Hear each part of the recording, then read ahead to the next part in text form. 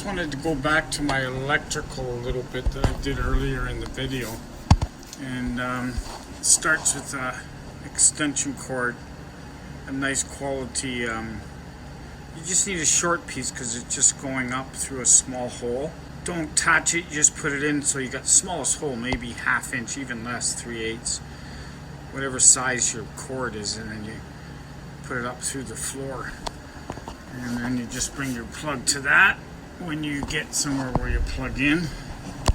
So inside my bunk, I just brought the cord up, as you can see, and it goes into the box. So I just put a typical outdoor box in, and then there's just 2 plugs in there, which I'll explain.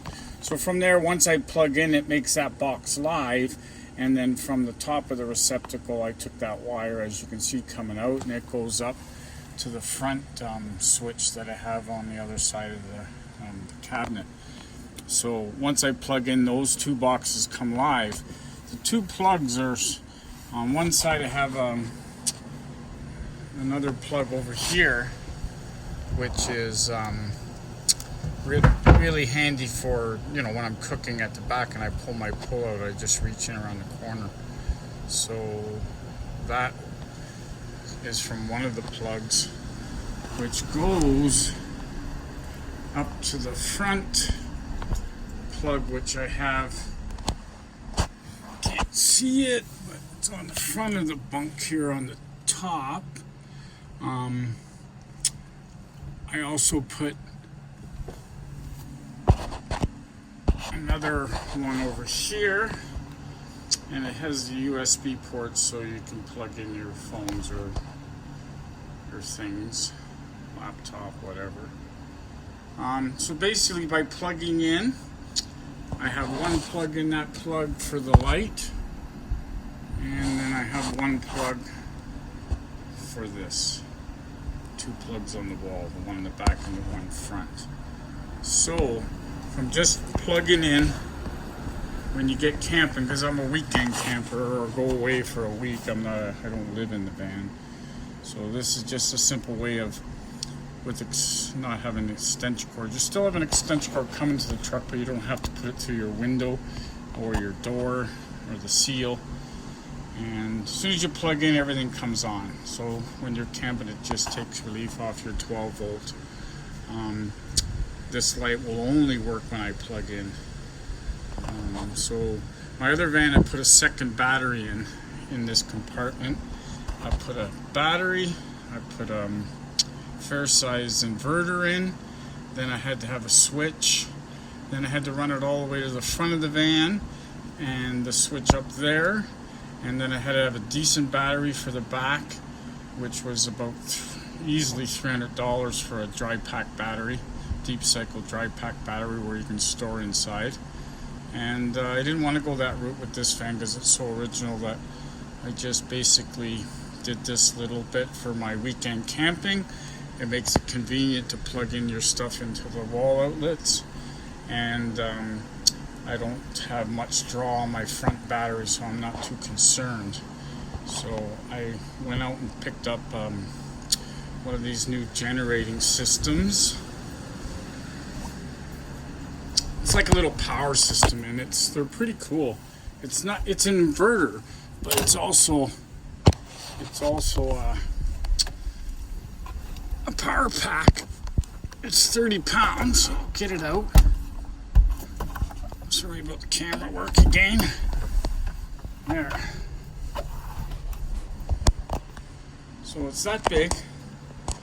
It's the battery inverter. It's called an EcoFlow. A Delta EcoFlow.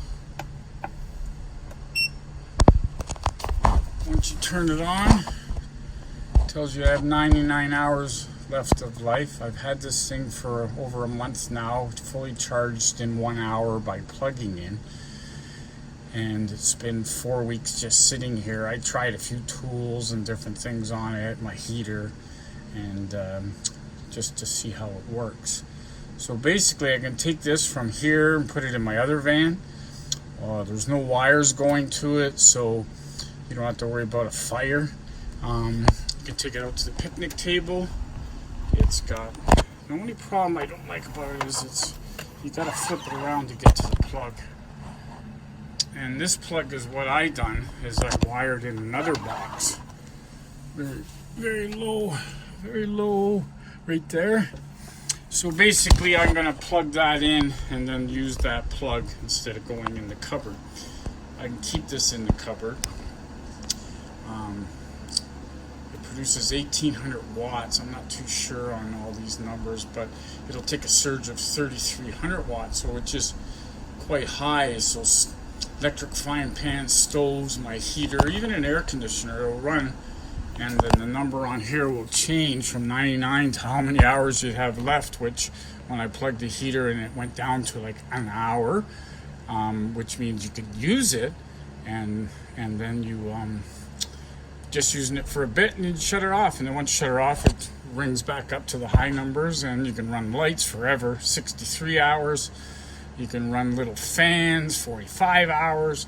But the best thing is you can plug it in and it's fully recharged in about an hour and 25 minutes in a house plug. You can put it in your car. It takes quite a bit longer, but it still can be charged while you're driving. And you can use it while you're charging it. And it's got a safety feature for that. And it's also solar panels. So solar panels are expensive. This isn't cheap either.